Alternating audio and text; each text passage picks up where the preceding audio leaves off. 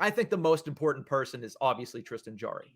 We Mhm. talked in the last segment about how important it is that Louis Domingue continues and starts to improve his play as the series goes on. He's been great thus far. He's held down the fort, but they need a little bit more. Tristan Jarry is 100% the most important injured player right now to the Pittsburgh Penguins. He's their starting goaltender. He was in Vezina conversations halfway through the season. He was an all-star this year. I love Domingue, but you give up 5 and 4 goals respectively. You need a little bit more, and understandably, that's going to come with their starting goaltender. Currently, Jarry is day-to-day with that lower body injury, but he is skating in full gear on his own, not taking shots as of right now. Secondly, I have Brian Dumoulin. Dumoulin is also day to day with a lower body injury. The weird thing with him is he has yet to even skate. He's yet to be back on the ice. So we really don't know what's going on with him since he went down in game one with that lower body injury. But fortunately enough, it's been long enough that it's not like he had a season ending surgery and they're just waiting to announce it like they did with DeSmith. There's a chance that he could return despite being day to day and not coming back onto the ice yet. And then third, I have Raquel, of course, upper body injury, head injury. He is skating with skills coach Ty Hennis a couple of the past days. He was the only Penguin on the ice on Sunday. So I have Jarry, Dumoulin, Raquel. What's your three? You're muted. I am muted. Sorry, they're cutting grass outside my window, so I have to Yes. mute when I can. And I was thrown off by a DM. But yes, I have that same exact order. Um, I mean, Jari's skating as we speak, so he's making Yeah. his progress. That's going to be huge for this team. Like we just talked about Louis Domingue, he's a good backup. He's going to be a Yes. good backup for the playoffs. Um, Dumoulin, just because we need, sure, he hasn't been great down the stretch, but someone to kind of bring the defense back a little bit, shut it down, make it a bit more of a consistent lineup in there. Because quite honestly, as much as we love Mark Freeman, he hasn't done anything. He hasn't done what we've expected of him Yeah.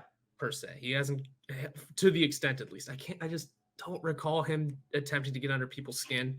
So that's kind of where you lose me a little because that's what we've been wanting from him whenever he got into the playoffs. We want him to get under everyone's skin and be the pest. We haven't seen it too much, so it's Yeah, but not I think he's entirely there. played well. He's Like played fine, yeah. in those games, he has over 50% of the expected goals. You know, he's the expected goals god as he was deemed in the regular season. He's playing good defensively. He's also not playing very much. I think he has on average like 11 minutes of ice time. Yeah, that's the one thing I noticed about game 2. Or even game 3, I just kept looking around, just said, I have not seen 52 that often. And I haven't looked at the times of it, but yeah, it just doesn't seem like he's getting the ice time either. Yeah. And then Raquel, as much as he is fun to watch and is important to have on in the forward core. I mean, should still be up with Crosby, but so be it. I mean, we know this first line works. We have other guys.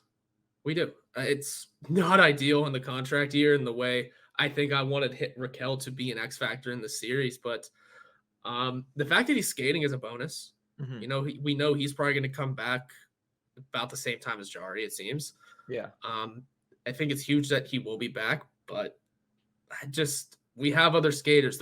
Your forward core is your biggest depth group, right? Mm-hmm. Always is. You have guys that can fill in. We have a team that can do it. Especially if that bottom 6 starts to get going, like we just saw. Yeah. Sure, 2 on the power play. Don't care. Bottom 6 is doing something because, especially in the playoffs, I don't care how they score it. They scored it. Yes. Much like that empty netter that almost went in, that Evan Rodriguez almost put in. Oh, First of all, he almost ended the life of 18,000 people. More than that. Yeah. Secondly, that puck goes in. You know what we're not talking about? First of all, probably Penguins win. But second, the Rangers definitely aren't asking how. They're asking how many. So in with the power play goals and power play points in the playoffs, especially, I'm not asking how. I'm asking how many, because are they converting to wins? So far, yes. Yeah. So even if the bottom 6 is scoring on the power play, if they can do it and gain momentum for themselves, yeah, big enough for me. Yeah, I think that just underscores the importance of all three of these guys that Raquel is ranked third. I think he will probably be the guy that returns fastest from injury. I know it's a big head injury. It was a massive hit. It didn't look good.